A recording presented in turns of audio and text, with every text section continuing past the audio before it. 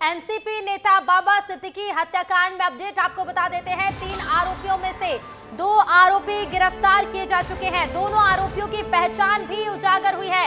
NCP नेता बाबा हत्याकांड को लेकर अपडेट आपको बता दें, 3 में से 2 आरोपी अब गिरफ्त में हैं। दोनों आरोपियों की पहचान भी हो चुकी है।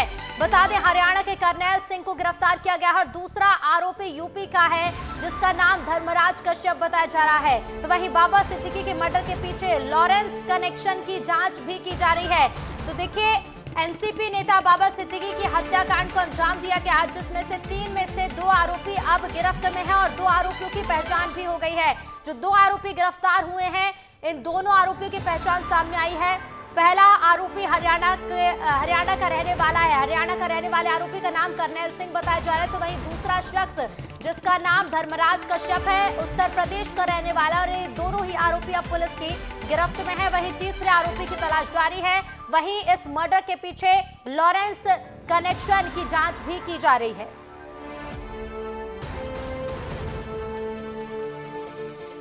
तो देखिए, लॉरेंस कनेक्शन की जांच अब की जा रही है। और चलिए अब इस घटनाक्रम से जुड़ी हुई 4 तस्वीरें आपको दिखाते हैं। 4 तस्वीरें आप देखिए। बांद्रा में फायरिंग की जाती है। 9.9 mm की पिस्टल से फायरिंग की गई। 2 शूटर गिरफ्तार किए जा चुके हैं। बता दें, 3 आरोपी जिसमें से 2 को गिरफ्तार कर लिया गया है और दोनों की पहचान भी हो गई है।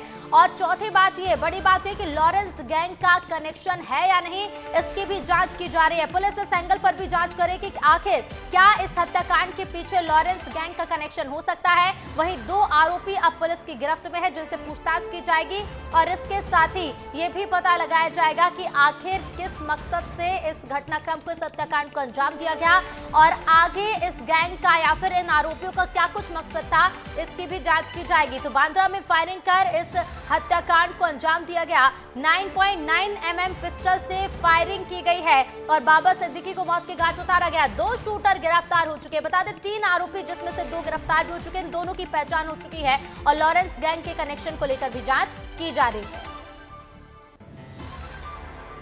तो इन 4 तस्वीरों के जरिए इस पूरे हत्याकांड को लेकर अपडेट आप समझिए कि जैसे ही फायरिंग हुई, बांद्रा में फायरिंग हुई, उसके बाद से क्या कुछ खुलासे अभी तक पुलिस की ओर से किए गए हैं।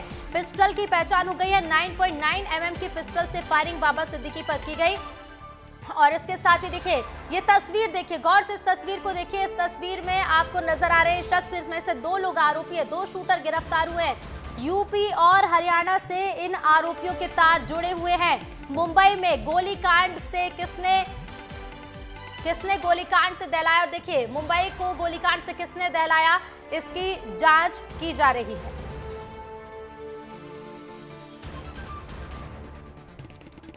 तो देखिए, इस हत्याकांड को लेकर हर एक अपडेट तो हम आपको बता रहे हैं, लेकिन अब आपको बताते हैं कि आखिर 12 अक्टूबर की रात हुआ क्या था। ग्राफिक्स के जरिए देखिए कि बाबा सिद्दीकी के हत्याकांड को कैसे अंजाम दिया गया। बेटे जीशान के ऑफिस में बाबा सिद्दीकी मौजूद थे। 12 अक्टूबर की रात का वो वक्त था।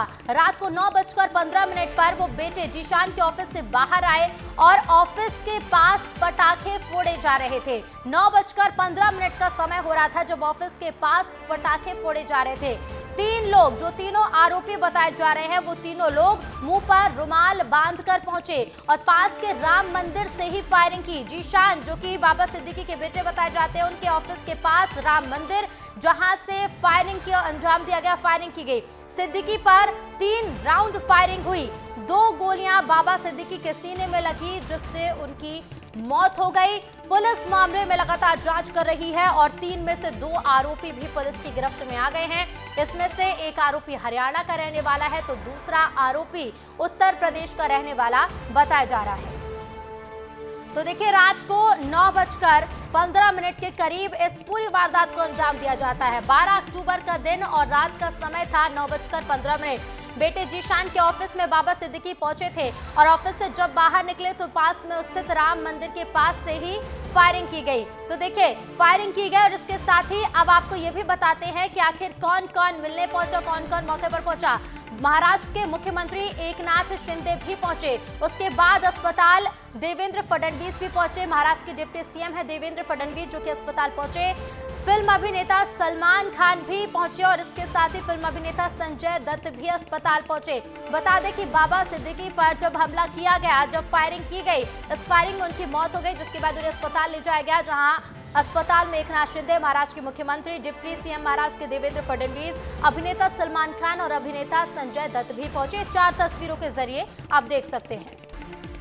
तो 4 तस्वीरें देखिए और इसके साथ ही आपको बता दें, देखिए एनसीपी अजित पवार गुट के नेता और मुंबई में पूर्व कांग्रेस विधायक बाबा सिद्दीकी, जिनकी मौत की खबर से सियासी गलियारे में हलचल मच गई है। अब बाबा सिद्दीकी फायरिंग मामले में शिवसेना नेता सुरक्षा व्यवस्था पर सवाल उठा रहे हैं। शिवसेना यानी कि यूबीटी सांसद प्रियंका चतुर्वेदी ने मुंबई की कानून व्यवस्था पर सवाल खड़े कर दिए। तो वहीं शिवसेना नेता कृष्णा हेगड़े ने घटना की निंदा की, साथ ही इस मामले में सख्त जांच की मांग भी की है। सवाल यही उठ रहे हैं कि आज मुंबई में कानून व्यवस्था कहाँ है। आज अगर एक सुरक्षित इंसान जो खुद एक नोन पर्सनालिटी हैं, सोशल वर्कर रहे हैं, जिनके साथ वाइस कैटेगरी की सिक्योरिटी घूमती है, अगर उनके साथ इस तरीके की हत्या होती है तो प्रश्न चिन्ह उठता है कि आज आम जनता अपने आप को कितना सुरक्षित महसूस करती होगी। और ये दुखद जो घटना घटी है उसका मैं निंदा करता हूँ, लेकिन इसमें कोई मुंबई में लॉ एंड ऑर्डर का इशू नहीं है। जो इशू है वो शायद कोई पर्सनल एसआरए का कोई इशू है और इसकी गहरी तहकीकात होनी चाहिए और ये हमारी मांग सरकार से रहेगी। और चलिए इस पर और अपडेट लेंगे। हमारे साथ दिल्ली से संवाददाता राकेश चौधरी लाइव जुड़ गए हैं। राकेश, बताइएगा, कोई अपडेट दीजिएगा, इसके साथ ही ये भी बताइएगा क्योंकि जिस तरह से इस हत्याकांड को अंजाम दिया गया है, महाराष्ट्र में चुनाव भी होने हैं, किस तरह की सरगर्मियां देखने को मिल रही हैं। अब राकेश देखिए ऋतु, बाबा सिद्दीकी भले ही एनसीपी के नेता थे, लेकिन जब वो कांग्रेस में थे तब से उनकी शख्सियत ऐसी रही है कि चाहे बॉलीवुड हो या किसी और पॉलिटिकल पार्टी के नेता हो या कार्यकर्ता, उनके साथ एक खास रिश्ता था। लेकिन कल जब उन पर 6 राउंड गोलीबारी की गई, 2 कार पे लगी, 3 उनको लगी और 1 बगल में खड़े शख्स को लगी, उसके बाद जब अस्पताल ले जाया गया तो उनकी मौत हो गई।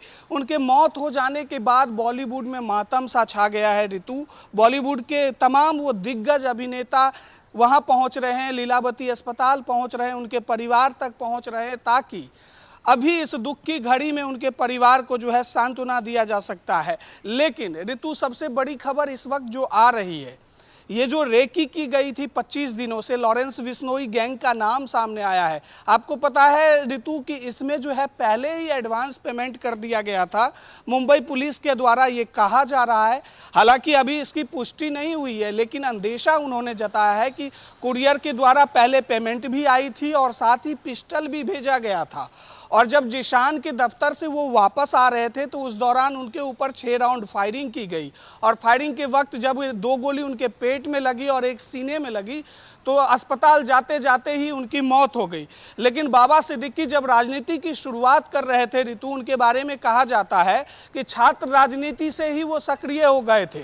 छोटे छोटे आंदोलन में ही वो भूमिका निभाते थे और धीरे धीरे वो लगातार 3 बार विधायक भी बने और राज्य मंत्री भी बने महाराष्ट्र के। तो एक जो बड़ा नाम कह सकते हैं मुंबई की राजनीति में, महाराष्ट्र की राजनीति में, तो बाबा सिद्दीकी उसमें पहली पंक्ति में खड़े नजर आते हैं ऋतु। और जब महाराष्ट्र में चुनाव होने हैं, अगले 2 से 3 महीने में महाराष्ट्र में चुनाव डिक्लेयर होंगे और जब वहां चुनाव होगा तो निश्चित तौर पर अजीत पवार गुट, जिसके वो नेता रहे हैं, पिछले दिनों वो जो थे 48 साल तक वो कांग्रेस की सेवा कर रहे थे, लेकिन अब जब वो अजीत पवार गुट के साथ थे तो हो सकता है कि एनसीपी अजीत पवार गुट को इस चुनाव में झटका लगे, क्योंकि बाबा सिद्दीकी का समीकरण जो है वो महाराष्ट्र की राजनीति में एक खास जगह बनाता है। बिल्कुल बिल्कुल, आप बने रहिएगा राकेश, लौटूंगे आपके पास और भी अपडेट लेते रहेंगे।